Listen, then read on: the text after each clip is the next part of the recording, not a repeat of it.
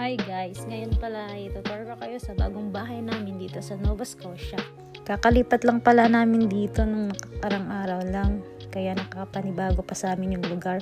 Pero ang ganda dito guys, ang dami mga bahay, tingnan nyo sa labas. Yan. Tara, puntahan na natin yung loob para makita nyo kung ano tsura ng bahay namin. Ayan na yung sala namin. Malawak. Kahit ilan pa kayo tumambay dyan, okay lang. Tsaka kami lang pala dito. 9 kami lahat dito sa bahay na to. Tapos, yun yung papunta sa kusina. Tsaka sa rooms. Yan na pala yung room namin. Ayan, may ref at TV kami na pinahiram ng kaibigan namin dito. Sobrang bait niya, promise. Shout out sa iyo, Dai. Thank you so much. Medyo magulo pa yung room namin kasi naayos pa lang ng lab. Nakaka-stress kasi yung mga gamit sobrang dami. Tingnan nyo, yan na po yung TV namin. Diba? Ang laki. Yan naman yung closet namin. Sobrang daming, hindi pa namin nalagay kung saan yung iba dyan. Sikip. Yan yung mga sapatusan. Dyan lang muna yan. Wala pang space. Yan naman yung kabilang rooms. Dalawa yan sila. Tsaka yung labahan namin. CR. Oops, may naglaba. Sorry. Silip lang. Ito naman yung kusina namin. Diba, malawak. Nakakatuwa pala dito guys kasi malapit na kami sa lahat sa mga store. Kaya kung anong gusto namin bilhin, nandito na lahat at maluto na namin yung mga gusto namin lutuin. Diyan yung laman ng ref. Yan, dyan kami naglalagay din ng mga gulay at mga isda at karne.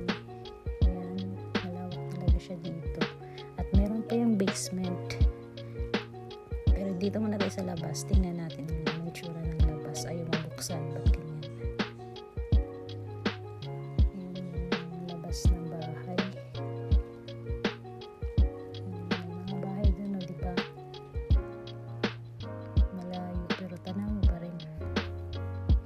Malapit lang talaga sa mga store dito guys. Napakaano lang. Ang sarap tumira. May swimming pool pa kaso di naman sa amin. Ang sarap sana dyan lumangoy, nakaligo lalo pag summer. At punta naman na tayo sa basement. Dyan yung iba. Ilan sila dyan? 4, 5. Ayan yung mga rooms nila dyan. Dito tayo sa room ni Ate Nina. Diba ang ganda ng room niya. Solo siya dyan. Malawak yung bed. Tsaka may bintana, mas okay din at hindi siya maano sa sobrang init. At dito naman yung CR nila. Yun yung dryer nila at washing. Diba malawak din yung CR nila. Tapos ilan lang sila dyan. Dito naman kay Wena. Mas malawak din yung room niya at mag-isa lang din siya dyan. Ayan siya, busy kaya ano nga yung ginagawa nito. Tapos yan lang, dito tayo kay Che.